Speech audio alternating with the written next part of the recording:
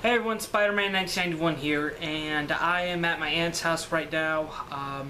Everyone else is gone, so I figured today would be a good time to film this week's comic review. Normally I don't do these on vacation, but because I fell a little behind the last couple of days with my computer repair and being sick, I decided to catch up. So, these comics came out yesterday, July 30th, and so let's get started with DC Comics. First off, Batman Eternal you can probably see the cover better over here. Batman Eternal number 17. Basically, in this issue, we learned 3 years ago Deacon Blackfire kind of tried to take over Gotham via brain controlling the masses by giving a bunch of speeches, trying to rally them against Batman, and he even had Batman chained up and as a prisoner for for about a week, and but unfortunately his plan didn't go well, and eventually his followers turned on him. Now in the present, Blackfire's spirit has somehow possessed someone else and is now controlling an army of demons, which Jim Corrigan, aka the Spectre, and Batwing, aka Luke Fox, are currently trying to stop underneath Arkham Asylum, but eventually the demons overwhelm them, and Corrigan's trying to summon the Spectre, but Spectre doesn't appear, and looks like Blackfire's plan is going to keep moving forward. Meanwhile, also in Tokyo, Red Robin and Harper Row go see Batman's, who we did see an appearance from the backup stories in Zero Year, Sergei Alexandrov, about the nanobots that attacked Harper's brother in Gotham, and Sergei basically says that he did make the nanobots, but they were unstable, and he decommissioned them, and they were stolen from him last year. So now Red Robin says you need to come back with us to Gotham to investigate.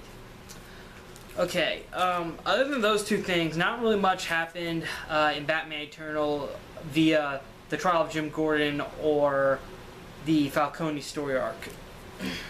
Although that did kind of conclude itself the last issue, but the problem to be honest, the parts of Batman Eternal I loved were mostly the Falcone thing, the trial of Jim Gordon, also Red Robin's story arc in this. I really like how Red Robin is sort of getting his own story arc, but other than that, this whole Spectre and Batwing team up that we're getting isn't really that interesting. And this guy Deacon Blackfire, we get really no explanation as to how it's possible he could have resurrected himself as a ghost or something, or why Joker's daughter is working with him. So yeah, honestly, I can say Batman Eternal number 17. Unless you're a Spectre fan and you want to know about the New 52 Spectre, I would say skip this. All right, next up, Justice League number 32. In this issue, the Doom Patrol we get more info about the Doom Patrol. About a week ago, before Forever Evil ended, Niles Calder apparently rescued Element Woman by helping her reform, and then basically inducting her into the Doom Patrol, which consisted of Robot Man, Negative Man, and Elastigirl. And in the present right now, which picks up last issue, the Doom Patrol go to investigate the new Power Ring who just appeared, a woman named Jessica Cruz. And when they get there, though, they try fighting her in order to get the ring from her, which the Chief is keeps reminding them to get the ring. And during the fight, though, some members of the Doom Patrol, particularly Robot Man, want to go and help some of the civilians that are being attacked. And Calder's basically saying, forget them. The only thing that matters is getting the ring. And Robot Man says, like, well, we're here to help people, right? But Calder says, no, you're here to help me. And so right when they have this argument, the Justice League thankfully show up and rescue the civilians. And while they tend to the civilians, Calder has the Doom Patrol basically help him help stall the League because he needs to try to get the ring off. And right as Calder's about to inspect the ring, Lex Luthor shows up, and and right when Lex shows up, we get, obviously from their dialogue, it indicates that Lex and Niles Calder knew each other prior to this little meeting. Honestly, Justice League number 32, we get a little more info about the Doom Patrol in this. Also, the first 2 pages, you do get an appearance of Superwoman of the crime syndicate in her cell singing to her unborn child, who is also the child of Alexander Luthor. Also, we do get some more information about the Power Ring itself. When Cyborg tries linking with it, we learn that the Power Ring, it does hold the being known as Volthoom, who people who've read Jeff Johns' Green Lantern would recognize as the First Lantern. Well, that's kind of true. Same thing in Earth 3. And also, apparently what the Volthoom is trying to do is he's trying to sort of repower himself so that he can bring the being that destroyed Earth 3 to Earth Prime, to the main Earth 1, so that he could... Because basically the only thing that can stop the being is apparently the child, is Superwoman's child. So that's it. And also we do get more info about the Doom Patrol, who I'm guessing are maybe... I don't see them as essential to this story arc, but I kind of see they could play a bigger role later on. Maybe they could get their own ongoing, because they do look interesting.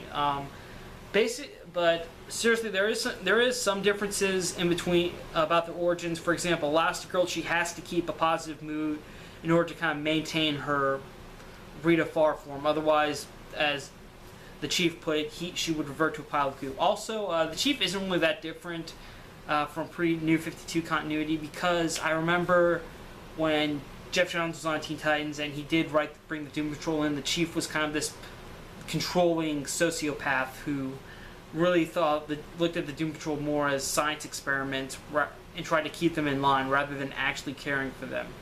So we kind of get that same feeling in this issue too, which I'm not so sure when the Chief started to develop like that. Maybe it was with Jeff Johns, or maybe it was before that when Grant Morrison was on Doom Patrol, but I'm not entirely sure about that. But yeah, overall, Justice League number 32, still an interesting issue. Still interesting. I really did like the Doom Patrol, how we got more information about them in this issue. Also, finally answers the question. We got the answer to the question, what happened to Element Woman, and we do get to find out a little bit more about the Power Ring, and I'm pretty sure all of this is going to lead into Crisis on Infinite Earths type story, where we're going to have the Anti-Monitor, and we're going to have Superwoman's, and possibly maybe around the time Superwoman's child will be born, which my theory is that her child is going to be the New 52 version of Alexander Luthor Jr. But yeah, overall, Justice League number 32, still an awesome series, definitely a buy. Right, now it's time for Marvel with Cyclops number 3. Basically what happens in this issue is Cyclops and Corsar's ship is suddenly just stops working because as Corsar put it, it's a Badoon ship, so 2 years after warranty it busts up, and so the ship starts to not work properly, and they're forced to crash land on a sort of deserted planet. And basically once the ship crashes, when they look through the wreckage to salvage stuff, Corsar finds the tracker that was put on the ship last issue. And afterwards later that night, when Scott and his dad have a campfire ready, Corsar's about to take one of his injections, which we know is some sort of helps him stay alive. It's a form of medicine. But Scott, however, he's noticed it, and he thinks his dad's taking drugs, and so he confronts his dad about it, and Corsar explains to Scott that he needs these drugs in order to stay alive because of his death, because of how he died fighting Vulcan, Scott's other brother. And so basically Corsar explains how he died and how he was resurrected, and basically the injections he's taken are sort of nanobots that kind of help stabilize his body and keep him alive. And after he explains who Vulcan is, Scott asks, like, why haven't you been around? Why didn't you come back up to me and Alex? And the reason Corsar explains is that after he escaped from the Shi'ar, he was very angry, just basically angry at them, and he wanted nothing but to destroy them. And that was the reason he couldn't come back and see Alex and Scott, because he figured they were better off and stuff. So after that, Scott kind of walks away for a bit. Then he's shortly joined by Corsar, and they both talk about how they're stranded right now, and Corsar's injections are he only has enough to keep him alive for 27 days.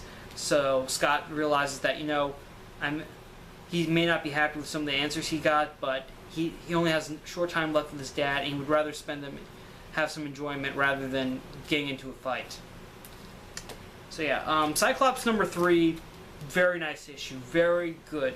I think one of the positive things of this series is the dialogue between young Scott Summers and his dad Corsair, because the idea of this series is that Corsair wants to spend time with his son, because he's kind of getting because in a way it's a second chance for both of them, because Corsair didn't return to Earth to see Alex and Scott, and by the time he did find them again, they were already grown up. So he gets to spend time with the teenage version of his son. And same thing for Scott.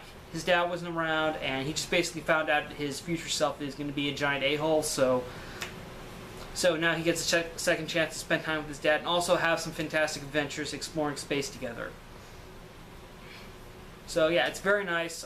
It's also very sad. You kind of feel bad too, because their Jackson's Arlo, and however, I really don't think they're going to kill Corsair, because it just seems weird, because the whole idea behind this series was it was going to be detailing Cyclops' time in space with his dad. So I don't think they're going to kill Corsair off. I think what might happen is they're going to try to contact the Starjammers, and they're going to arrive and maybe give Corsair enough injections to keep him going, and they'll be rescued, and that'll be it.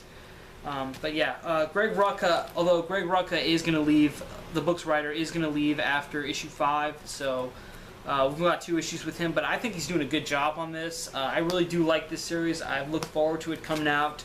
I just really love the way he's able to capture young Scott and his dad's relationship so well.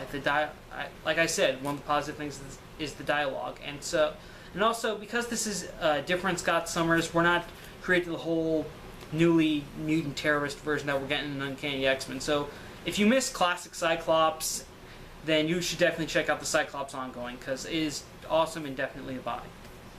Okay, next up, this comic took a while until it came out. Like, seriously, this thing was like solicited for months. It kept changing until finally it came out. Hawkeye number 19. The reason why this issue took so long to come out is because of the artist David Aja.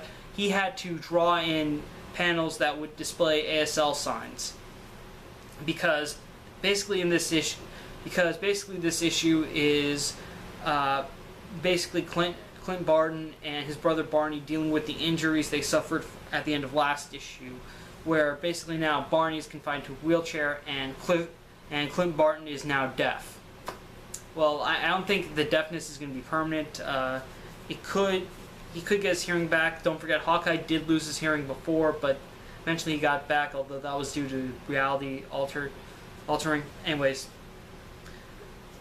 basically Clint is deaf for most of the issue, and most of the panels are ASL signs, which are given by Barney to talk to his brother. And this isn't the first time Clint's lost his hearing, because flashbacks show as a kid Clint also lost his hearing before, and basically Clint's just refusing to sign and stuff, and Barney's trying to talk to him and stuff, but it's not working. They end up getting into a fist fight like brothers do, and eventually they cool off and then decide to work together. And so after that, despite their injuries, Clint and Barney are able to get together to rally the tenants and warn them that the tracksuit bros are going to come and try to take the building, and we shouldn't let them. And later that evening, Clint and Barney go pay a visit and do some damage to one of the bros' establishments. So yeah, I will say this: Hawkeye is a very unique series, basically because of all the crazy different issues that we get. There was the one that was entirely focused on Pizza Dog. There was the issue where, I'm trying to remember. The series is also like flip-flop between Clint Barton and Kate Bishop. Trying to think of some other good ones. Yeah, like a bunch of unique issues. But like, other than that, the Pizza Dog thing, nothing's really come to my mind immediately. I will think of something, but yeah, this is a really interesting idea of having the ASL panels. I thought I thought that was good. It gives when the issue was listed, it said barely any dialogue. So it's interesting that most of the dialogue is coming from Barney doing ASL with his brother. But yeah, it's a very unique issue. I think a lot of people who do use ASL will enjoy it. Also, very nice of Matt Fraction to bring back Hawkeye's hearing loss, because that has been... Because in the past, I do remember they did state that... I remember in Hawkeye's first solo series, he did lose his hearing, and then he was pretty much forced to use hearing aids for the remainder of his comics career until post-Heroes Reborn. When he was brought back, he had his hearing restored. So yeah, it's good. So yeah, it's interesting that they brought that back, although I don't think it will be temporary. It is possible Clint's ears could heal, but I don't think it could happen anytime soon. But overall, Hawkeye, still one of the best Marvel titles out there, even though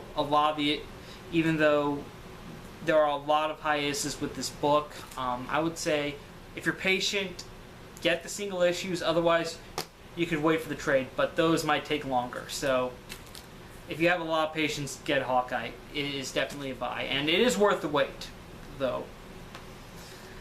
Last comic.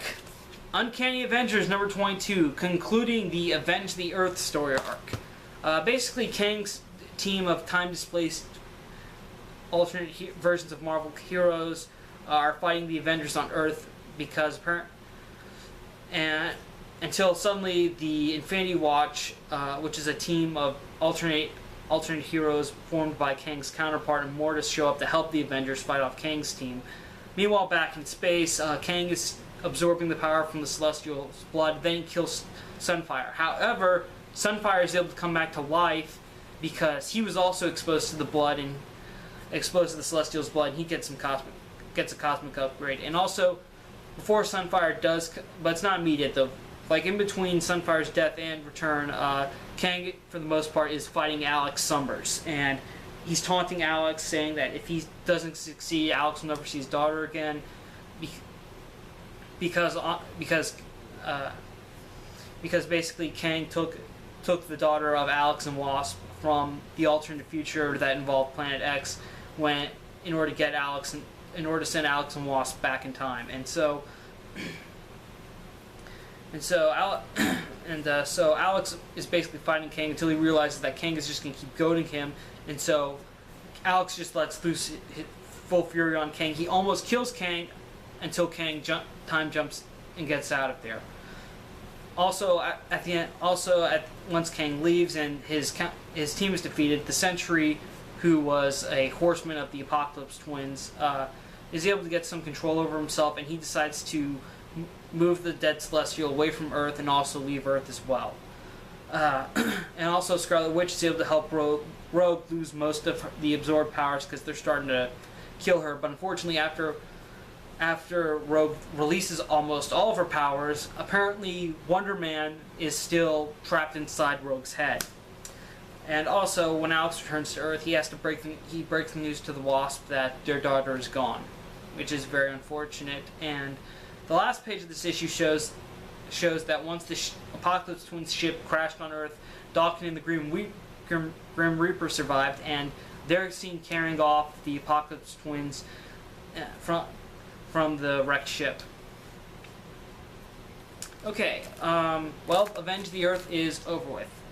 I gotta say, there was a lot of time travel in the story, so and I will say that the time travel used in this story is okay. I'm not saying it's bad, but also it's just a little confusing at times. Also, this story arc, Avenge the Earth, it took a real long time to tell. It took, it feels like a year ago. It took almost, I think it was almost a year ago that they started doing this.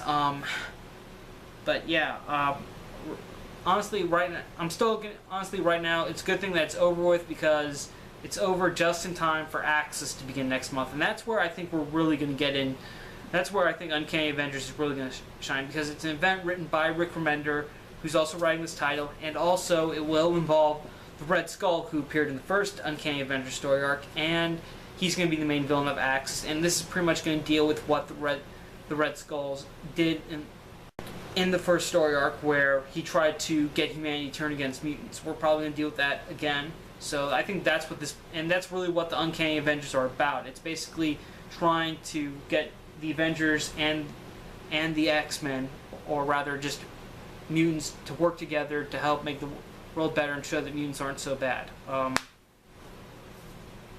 But yeah, overall, I would say the Uncanny Avengers story arc, Avenge the Earth. Get it in, if you want to check it out, get it in trade form. But if you don't like time travel, you should skip it. Also, if you're thinking about getting Uncanny Avengers, I would say read the first story arc, then start picking it up next month, because that's where I think the book is probably going to hit its stride at that point. Okay, so that's it for my comic review this week. Thank you again for watching. Thank you for subscribing to my channel and sticking with me and supporting for me. I would be nothing without you guys. So thank you. Also, thank you for new subscribers who are just now checking me out. Thanks. Glad you like it. So yeah, thank you again. Thank you for watching. I'm Spider-Man 1991 saying see you later.